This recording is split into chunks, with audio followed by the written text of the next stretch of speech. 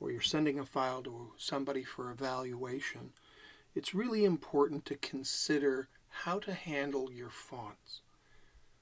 The problem lies in the fact that not all systems have the same fonts. Not all people have access to the same font libraries. And so when you use a font, technically you're not allowed to copy it and give it to the other person.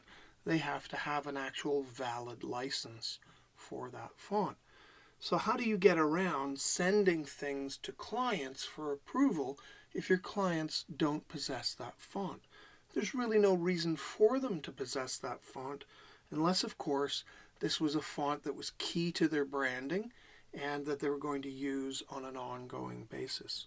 If it was a very low volume use scenario, it would actually be unnecessarily incurring an expense for your client.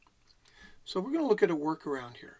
First, I want to show you what it looks like when you receive a document for which you do not have the fonts installed.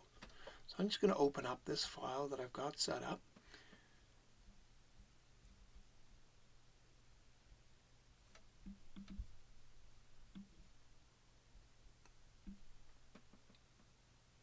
You notice right away that I get a warning message in Adobe Illustrator saying missing fonts. This is your yellow flag here. The document uses fonts that are currently not available on your computer, and it tells you exactly what that thing is. It's called Free Style Script Regular.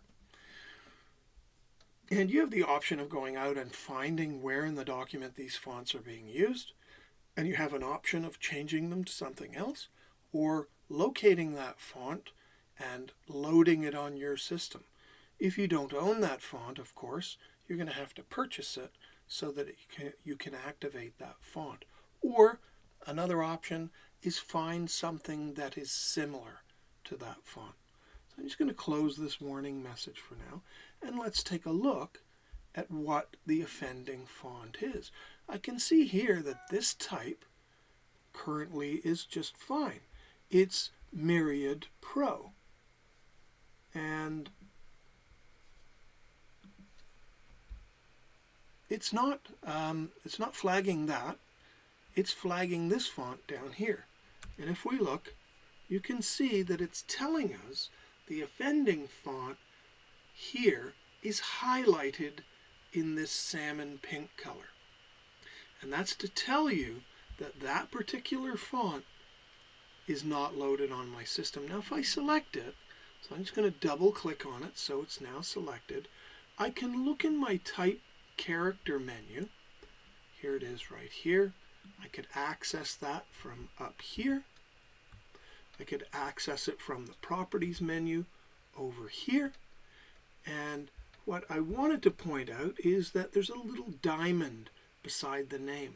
That diamond tells you this is a font which you do not have installed in your system. So let's just take a look at my character menu for a second. And I want to take a look at the fonts that I might have access to here. So if I expand this font menu right here by clicking the downward chevron, I can look at the fonts that I currently have installed in my system. You'll notice that it's indicated by this blue bar. And I can look through there, and you can see these ones with the clouds and the little tick marks beside them indicate that these are Creative Cloud or Adobe fonts, and these are TrueType fonts, and these are another font technology called OpenType fonts. And the Creative Cloud ones, of course, come with your licensing, and so you probably want to focus on this, but your computer comes shipped with what we call system fonts that have been provided either by the Windows people or the Mac operating system people, so that right out of the box your computer can get up and running and start doing publishing for web or print without having to access other software and other people's fonts. So you'll notice that there are little stars here. You can favorite certain fonts, and this little approximation symbol means if you click there, you can find fonts that are similar to that one. Now, these are the ones that I already have loaded. However, if I want to locate other fonts, I can click on this tab right here, Find More, in which case it starts to activate the Adobe Creative Cloud library of fonts. And you'll notice this one here that has a tick beside it is already loaded. But the ones that have the little downward arrow, they're indicating they're not currently active. It'll show you what it looks like, give you a sample. But if you want that, you need to download it and activate it. And once it's activated, you can use it in all your Adobe software.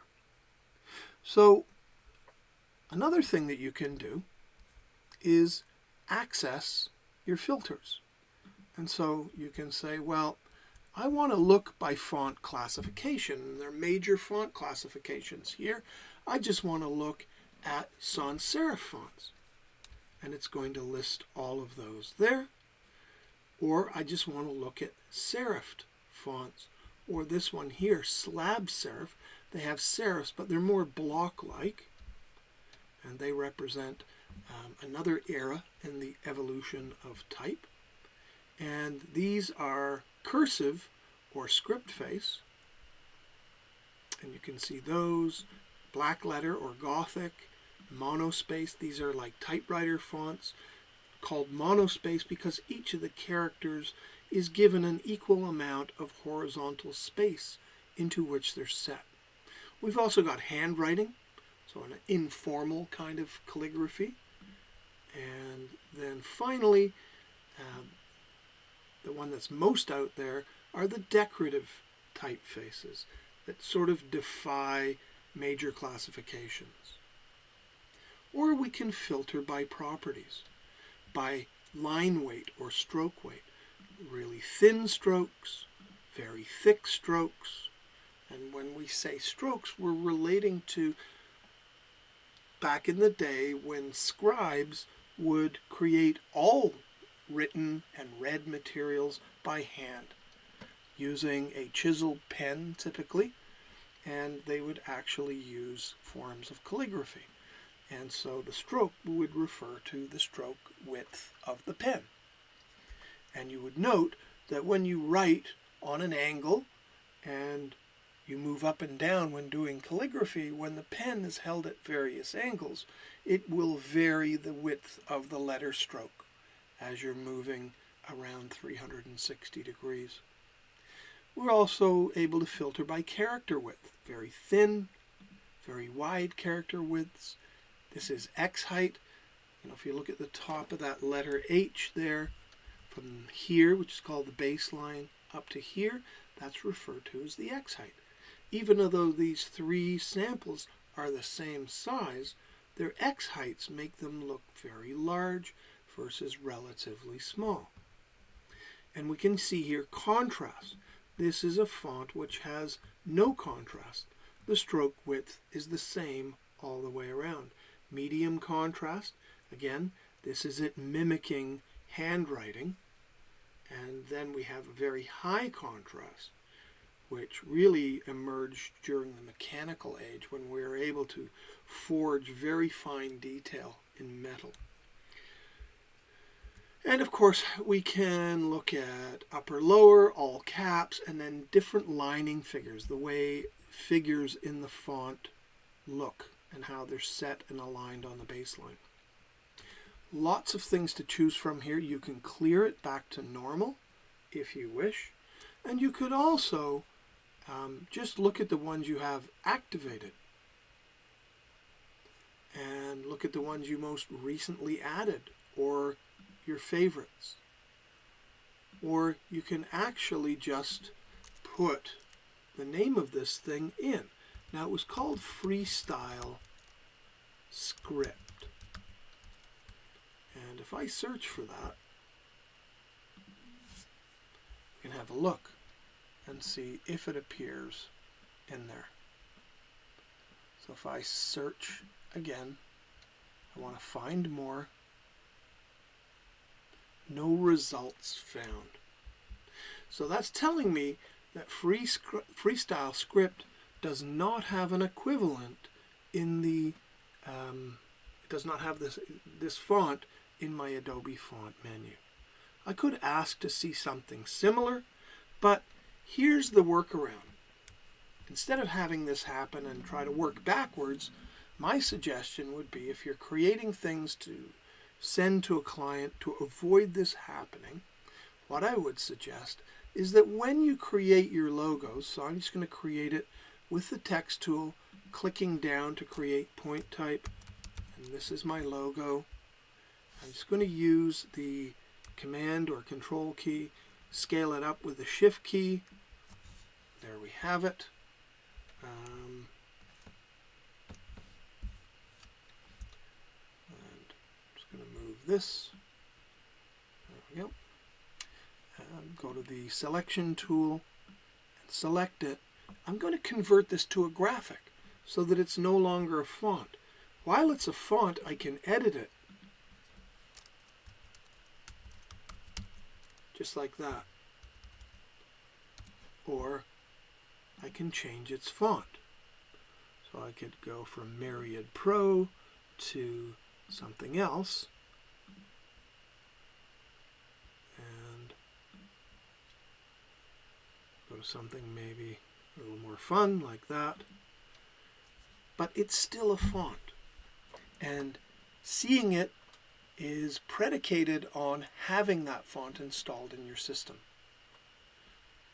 In order to get around that, while you're creating your logos, certainly keep a version of it in its typographic form. You can throw it into a library. And if you have one, I'll just back out here. I've got a whole bunch of libraries here, and I probably have one for typefaces. There it is right down there.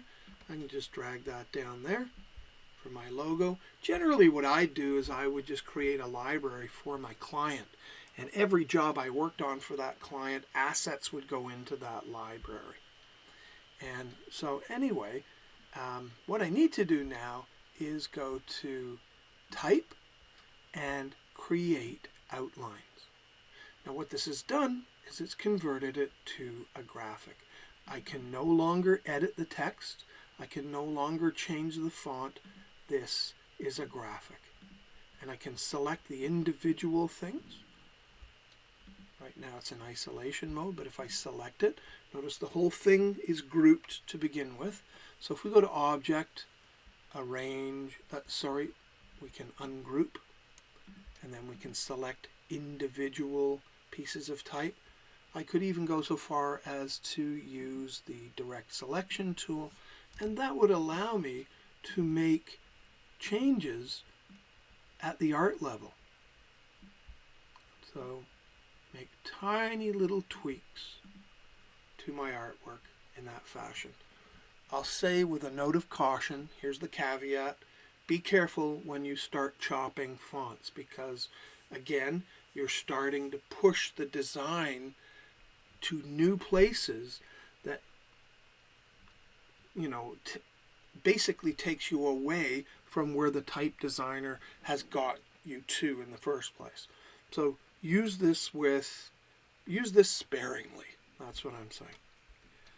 So anyway, now that this is a logo, I can save this, send it to my client, and they're not going to get this irritating salmon pink indication of no font.